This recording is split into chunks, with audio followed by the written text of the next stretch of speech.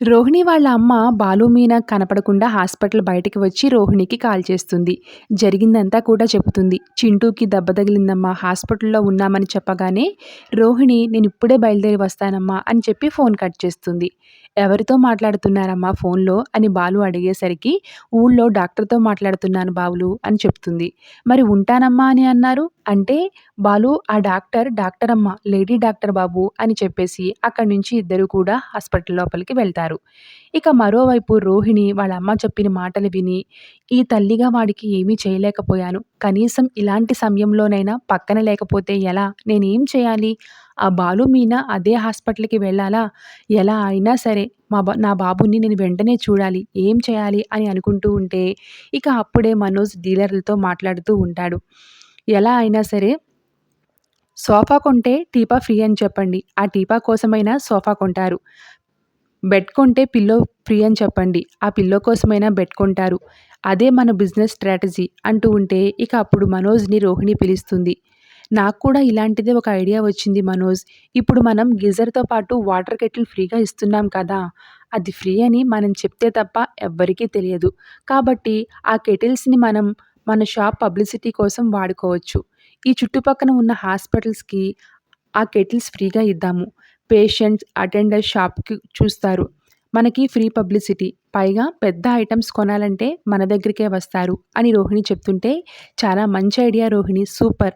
అయితే నేను ఇప్పుడే హాస్పిటల్‌కి వెళ్ళి మేనేజ్మెంట్‌తో మాట్లాడి వస్తాను అని చెప్పేసి రోహిణి అక్కడి నుంచి వెళ్తుంటే, ఆగు రోహిణి, మన షాప్ కార్డ్ కూడా తీసుకుని వెళ్ళు. అప్పుడే కదా మనల్ని వాళ్ళు కాంటాక్ట్ చేస్తారు అని చెప్పేసి కార్డ్ ఇచ్చి పంపిస్తాడు మనోజ్. ఇక మరోవైపు హాస్పిటల్‌లో డాక్టర్ చింటూకి సర్జరీ చేసి బయటికి వస్తాడు. దాంతో చింటూ వాళ్ళ అమ్మమ్మ కంగారుగా నా మనవడికి ఇప్పుడు ఎలా ఉంది డాక్టర్ అని అడుగుతూ ఉంటే, భయపడాల్సిన పని లేదు. ఇప్పుడే ట్రీట్మెంట్ చేశాం. తన కళ్ళకేం కాలేదు. ఏం కాలేదు కదా డాక్టర్! ఆ భయంతో ఈవిడ చాలా ఆందోళన పడుతున్నారు డాక్టర్ అని మీనా అనేసరికి, ఏం కాలేదు. కరెక్ట్ టైంకి తీసుకుని వచ్చారు. నరాలకు కూడా ఎక్కడా ఏ డ్యామేజ్ కాలేదు. All clear. అయితే ఇంటికి తీసుకుని వెళ్ళొచ్చా డాక్టర్ అని బాలు అడిగేసరికి, ఇంకో 2 రోజుల్లో కట్టులు విప్పొచ్చు. తన కండిషన్‌ని బట్టి డిశ్చార్జ్ చేయొచ్చు. డిశ్చార్జ్ ఎప్పుడు అనేది డిసైడ్ చేస్తాము అని చెప్పేసి డాక్టర్ వెళ్ళిపోతాడు. ఇప్పుడు ధైర్యం వచ్చిందా అమ్మా అని మీనా అనేసరికి, మీరిద్దరూ కొండంత అండగా నిలబడి నాకు తోడుగా ఉన్నారు. మీరు లేకపోతే ఒక్కదాన్నే ఉక్కిరిబిక్కిరి అయ్యేదాన్ని.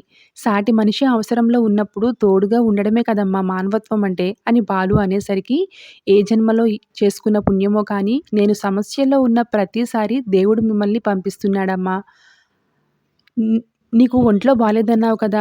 ఒంట్లో బాగోకపోయినా ఓపిక చేసుకొని మరీ ఉన్నావమ్మా. ఇంక మీరు వెళ్ళండి బాబు, నేను చూసుకుంటాను అని అనేసరికి, పర్లేదమ్మా, బాబుని ఎప్పుడు డిశ్చార్జ్ చేస్తారో చెప్తానన్నారు కదా డాక్టర్. అది కూడా కనుక్కొని వెళ్తాం అని బాలు అనేసరికి, రోహిణి వాళ్ళ అమ్మ ఒక్కసారిగా షాక్ అవుతుంది. ఒకవేళ రోహిణి ఇక్కడికి వచ్చేసరికి వీళ్ళని చూస్తే ఎలా అని అనుకుంటూ ఉంటే, మీరు ఏం బాధపడకండమ్మా, మా గురించి ఆలోచించి మీరు ఇబ్బంది పడకండి అని మీనా కూడా సర్ది చెప్తూ ఉంటుంది.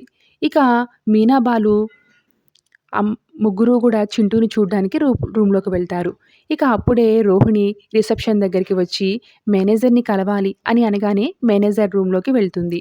రోహిణి, సార్, మేము కొత్తగా ఫర్నిచర్ షాప్ ఓపెన్ చేశాము. ఇక్కడికి చాలా దగ్గరగా ఉంది మా షాపు. లాంచింగ్ సెలబ్రేషన్స్‌లో పాటుగా మీ హాస్పిటల్‌లో వాటర్ కెటిల్స్‌ని ఇస్తున్నాం. జస్ట్ ఇది కాంప్లిమెంటరీ మాత్రమే అని అనగానే, ఆ మేనేజర్, మరి మీకేంటి లాభం ఇలాగ ఫ్రీగా ఇవ్వడం వల్ల అని అంటూ ఉంటే, మా షాప్‌లో మా మా షాప్ స్టిక్కర్‌ని ఇక్కడ స్టిక్ చేస్తాం కదా! కాబట్టి ఫ్రీ పబ్లిసిటీ అవుతుంది కదా సార్! మరి మాకేంటి లాభం అని అంటాడు మేనేజర్. మా షోరూమ్‌లో మీరు ఏ ఫర్నిచర్ కొనాలన్నా కానీ 10% డిస్కౌంట్ ఇస్తాం కదా! మా అని అంటూ ఉంటే, మరి వాళ్ళకేం లాభం అని అంటూ ఉంటుంది. అది వాళ్ళు చూసుకుంటారు సార్. అవన్నీ నాకు తెలియదు అని అంటూ ఉంటుంది. నేను వెళ్ళి ప్రతి వార్డ్‌లోనూ వాటర్ కెటిల్స్ పెడతాను. స్టిక్కర్స్ రేపు వచ్చి స్టిక్ చేస్తాను. నేను ఫస్ట్ చిల్డ్రన్స్ వార్డ్‌లో పెడదామనుకుంటున్నాను అనేసరికి, సిస్టర్, ఈ మేడంకి చిల్డ్రన్స్ వార్డ్ చూపించు అని అంటాడు ఆ మేనేజర్. దాంతో రోహిణి చిల్డ్రన్స్ వార్డ్‌కి వెళ్తూ ఉంటే, ఇక అప్పుడే అక్కడికి బాలు, మీనా కనపడతారు. నువ్వేంటి ఇక్కడ అని అడుగుతుంది మీనా. మీరేంటిక్కడ అని అడుగుతుంది రోహిణి. నేను పని మీద వచ్చాను అని రోహిణి అంటూ ఉంటే, మేము కారు మీద వచ్చాము అని బాలు ఎటకారంగా అంటూ ఉంటాడు. నాకు ఒంట్లో బాలేదు కదా రోహిణి, అందుకే హాస్పిటల్‌కి వచ్చాము అని చెప్తూ ఉంటుంది మీనా. నువ్వు ఏం పని మీద వచ్చావో ఇప్పటికి చెప్పలేదు పార్లరమ్మ అని బాలు అడిగేసరికి, ఈ హాస్పిటల్‌లో ఈ కెటిల్స్‌ని ఫ్రీగా పంచడానికి వచ్చాను. ఇంత త్వరగా ఫ్రీ గిఫ్ట్సా? ఇలా చేస్తే షాప్ తొందరలోనే మూసేసుకోవాల్సి వస్తుంది అని బాలు అనేసరికి, దీని మీద మన షాప్ పేరు ఉంటుంది బాలు. అది పబ్లిసిటీకి ఉపయోగపడుతుంది. హాస్పిటల్‌కి ఏ ఫర్నిచర్ కొనాలన్నా మన షాప్ నుండే కొనాలి అన్న డీల్ కూడా మాట్లాడి వచ్చాను. ఎండీ గారితో కూడా డిస్కస్ చేయాలి. అవునవును. ఇలాంటి డీల్స్ చేయడం వల్ల షోరూమ్ త్వరగా డెవలప్ అవుతుంది. మా నాన్నకి ఇవ్వాల్సిన డబ్బు తొందరగా ఇచ్చేస్తారు అని బాలు కూడా అంటూ ఉంటే, అబ్బా! మీరాగండి అని ఆపుతుంది మీనా. సర్లే మీరేంటి పిల్లల వార్డ్ నుంచి వస్తున్నారు? ఏంటి? అని అడుగుతూ ఉంటుంది రోహిణి. ఏం తెలియనట్లుగా. మాకు తెలిసిన బాబు దెబ్బ తగిలింది రోహిణి. అందు గురించి ఇక్కడ ఉన్నాము అని అనేసరికి, అవునా? ఎన్ ఇన్ ఎలాగున్నాడు? బానే ఉన్నాడా? ఏం ప్రమాదం లేదు కదా? అని రోహిణి కంగారుగా అడుగుతూ ఉంటే, ఎవరో ఏంటో తెలియకుండా నువ్వింతలా కంగారు పడుతున్నావేంటి పార్లరమ్మ? అని బాలు అడుగుతాడు. అంటే మీరు చిన్న బాబు అని చెప్పారు కదా! చిన్న పిల్లలంటే నాకు చాలా ఇష్టం బాలు అందుకే అని అంటూ ఉంటుంది. వాళ్ళు నీకు తెలిసిన వాళ్ళే రోహిణి. అమ్మమ్మ గారు ఊరు పక్కనే వాళ్ళ ఊరు. ఓహో! ఆ పెద్దావిడ ఎప్పుడు మనవడితో వస్తుంది కదా! వాళ్ళే కదా! పాపం వాడికి ఆళ్ళ బామ్మ తప్ప ఎవరూ లేరు కదా! అవును. వాడికి కంటికి దెబ్బ తగిలింది రోహిణి అని మీనా చెప్పేసరికి, చూపుకేం ప్రమాదం లేదు కదా! అని రోహిణి కంగారుగా అడిగేసరికి, లేదు ఇప్పుడే ట్రీట్మెంట్ జరిగింది. బానే ఉంది అని బాలు అంటాడు. నేను వార్డ్‌లో ఈ కెటిల్స్ పట్టడానికి వెళ్ళినప్పుడు నేను కూడా చూసొస్తాను అని రోహిణి అంటూ ఉంటే, అలాగే ఆవిడకి కూడా కాస్త ధైర్యం చెప్పు రోహిణి అని మీనా అనేసరికి, అందుకే కదా చూసేస్తాను అని చెప్పాను. వస్తాను అని రోహిణి వెళ్తుంటే, పార్లరమ్మ ఇదేం బాలేదు. ఏమైంది బాలు అలా అన్నావు? అని రోహిణి అంటే, మీ బిజినెస్ మాత్రమే పబ్లిసిటీ చేస్తారా? మీ కెటిల్‌తో పాటు నా కార్డ్ కూడా అక్కడ అంటించు. హాస్పిటల్ నుంచి డిశ్చార్జ్ అయిన వాళ్ళు కార్ కావాలంటే నాకు ఫోన్ చేస్తారు. సరే అయితే మీరు ఇంటికి వెళ్ళండి. అసలే మీనాకి బాలేదు అని చెప్పేసి అక్కడి నుంచి వెళ్ళిపోతుంది రోహిణి. ఈ పార్లరమ్మ ఫ్రీగా ఇవ్వడానికి వెళ్తున్నట్టు లేదు. ఎవరైనా ఫ్రీగా ఇస్తుంటే తీసుకోవడానికి వెళ్తున్నట్టుంది. ఎందుకంత హడావిడిగా వెళ్తుంది? అని బాలు అంటూ ఉంటే, మీకు అన్నీ అనుమానాలండి. మీ అన్నయ్య బిజినెస్ నిలబడాలని పాపం ఏదో కష్టపడుతుంది అని మీనా అంటుంది. చింటూ దగ్గరికి వచ్చి ఇక రోహిణి బోరున ఏడుస్తుంది. చింటూ అత్తను వచ్చానురా. నాతోనే ఉండాలని ఉంది అన్నావు కదరా! నన్ను చూడ్డానికైనా కళ్ళు తెరవరా చింటూ. నేను మంచమ్మని ఎప్పటికీ కాలేకపోయాను.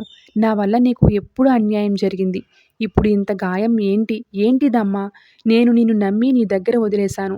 ఇంత నిర్లక్ష్యం చేస్తావా? అని రోహిణి వాళ్ళ అమ్మ మీద కోప్పడుతూ ఉంటే, ఎన్ని రోజులని ఇంట్లోనే బంధించి ఉంచమంటావమ్మా? వాడికి ఆడుకోవాలని ఉంటుంది కదా!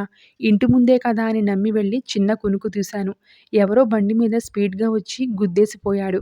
కంటికి దెబ్బ తగిలింది. ఎర్రగా అయ్యింది. అయ్యో! అంటూ గుండెలను బాదుకుంటూ రోహిణి ఏడుస్తూ కన్నీరు మున్నీరు పెడుతుంది. ఎంత ప్రమాదం తప్పిందమ్మా! నా బంగారు తండ్రికి ఎన్ని కష్టాలమ్మా! అని ఏడుస్తూ ఉంటే, ఊరుకో అమ్మా! కంటికి ఏం కాలేదని డాక్టర్ గారు చెప్పారు. 2, 3 రోజుల్లో కట్టులు విప్పేస్తానని చెప్పారు అని అంటూ ఉంటే, ఇన్నాళ్ళు నా పెళ్లి, నా కాపురం, నా భర్త అంటూ నా జీవితం కాపాడుకోవడానికి ఎన్నో సమస్యల్లో ఇరుక్కున్నాను. ఒక్కొక్కటి దాటేసి ఒడ్డుకు చేరుతున్నానని నమ్మకం నాకు కలిగింది. ఇంతలోనే చింటూకిలా జరిగింది. నేను చాలా పాపం మూట కట్టుకున్నానమ్మా! నా కొడుకుతో అమ్మా అని పిలిపించుకోలేకపోతున్నాను. చింటూ గుర్తొస్తే గుండెల్లో ముల్లుతో గుచ్చినట్టు అనిపిస్తుంది. గట్టిగా మాట్లాడకమ్మా! ఇప్పుడే బాలు, మీనా వచ్చి వెళ్లారు. మళ్ళీ వస్తారేమో అని రోహిణి వాళ్ళమ్మ అంటూ ఉంటుంది. తెలుసమ్మా నేనిప్పుడే బయట కలిసి వచ్చాను. నీకు ఫోన్ చేయకముందు నుంచే వాళ్ళు ఇక్కడ ఉన్నారమ్మా. నేను రావద్దని చెప్పడానికి నిన్ను చూశాను కానీ ఇప్పటివరకు నాతోనే ఉన్నారు. ఒంటరిగా ఉండే ధైర్యం నాకు సరిపోలేదమ్మా. వాళ్ళు తోడుగా ఉండి ఏం కాలేదని చెప్తే కాస్త ధైర్యం వచ్చింది. చింటూకి వాళ్ళకి ఏం రుణమో కానీ చాలా సార్లు వాడు గుర్తు చేస్తూ ఉంటాడమ్మా వాళ్ళని. వాళ్ళ ప్రేమగా చూసుకుంటారు వాళ్ళు కూడా చింటూని అని అంటూ ఉంటే, కానీ వాళ్ళకి ఎక్కడ నిజం తెలిసిపోతుందోనని భయంతో నేను హడలిపోయాను. బాలుకి ఎందులోనైనా అనుమానం వస్తే దాని అంతు చూసేదాకా వదిలిపెట్టడమ్మా అని రోహిణి కంగారు పడుతూ ఉంటే, నువ్వేం కంగారు పడకు ఎలాంటి అనుమానం లేదమ్మా అనేసరికి, నీ ఆరోగ్యం ఎలా ఉందమ్మా అని అడుగుతుంది రోహిణి. అదే నీతో చెప్పాలనుకున్నాను. ఇంతలో ఇలా అయింది. ఇలాంటి సమయంలో చెప్తున్నందుకు తప్పుగా అనుకోవద్దమ్మా. ఇంతకు ముందులా నేను అన్ని పనులు చేసుకోలేకపోతున్నా. ఏ పని చేస్తున్నా ఆయాసం వస్తుంది. చాలా అలసటగా ఉంటుంది. ఎన్ని రోజులు బ్రతుకుతానో నాకే తెలియదు. నాకు ఏదైనా అయితే నీ కొడుకు అనాథయిపోతాడమ్మా. నువ్వే తొందరపడి వీడి గురించి మీ ఇంట్లో బయటపెట్టు అనేసరికి నేను కూడా అదే ఆలోచిస్తున్నానమ్మా. ఇంకా ఎంతకాలం ఈ నిజం దాచాలి? నా కొడుకు తల్లిగానే కాదు, అత్తగా కూడా ఉండలేకపోతున్నాను. ఇప్పటికైనా మీరు బాధ్యత తీసుకోవాలని ఉంది. ఆలోచించి నిర్ణయం తీసుకోవాలి అని రోహిణి అనేసరికి, ఆ పని చెయ్యమ్మా. నీ కాపురంలో కలతలు రాకుండా ఎలా సర్ది చెప్పుకుంటావో నీకే తెలియాలి. సరేనమ్మా, నేను బయలుదేరుతాను. ఎక్కువసేపు ఇక్కడే ఉంటే బాలుకి అనుమానం వస్తుంది. మళ్ళీ వచ్చినా వచ్చేస్తాడు. కావాలంటే ఇంట్లో ఏదో ఒకటి చెప్పి నైట్ వచ్చి ఉంటాను అని చింటూకి ముద్దు పెట్టి అక్కడి నుంచి వెళ్తుంది. అమ్మా, ఈ డబ్బులు నీ దగ్గర ఉంచు. బిల్ కట్టడానికి పనికొస్తాయి అని వాళ్ళ అమ్మకి కొంత డబ్బు కూడా ఇచ్చి వెళ్తుంది. ఇక మరోవైపు మీనాకి టాబ్లెట్స్ తీసుకుని వస్తాడు బాలు. టాబ్లెట్స్ అన్నీ వేసుకోవాలి. ఒక్కటి వేసుకుని పక్కన పెట్టావంటే పూలగంపతో కొడతాను అని బాలు అంటూ ఉంటే, వెళ్ళడానికి మనసు రావట్లేదండి అని మీనా అంటూ ఉంటే, ఎందుకు ఇక్కడ అడ్మిట్ అవ్వాలనుందా అని అంటూ ఉంటాడు బాలు. కాదండి, చింటూకి అలా పెట్టుకుని ఆ పెద్దావిడ ఎలా ఉంటుందో బాధగా ఉంది. కనీసం ఓదార్చడానికి, ధైర్యం చెప్పడానికి కూడా ఎవ్వరూ లేరు. నాకు బాధగానే అనిపిస్తుంది అని బాలు అంటూ ఉంటే, పోనీ మీరు వెళ్ళండి, నేను చూసుకుంటాను అని మీనా అంటుంది.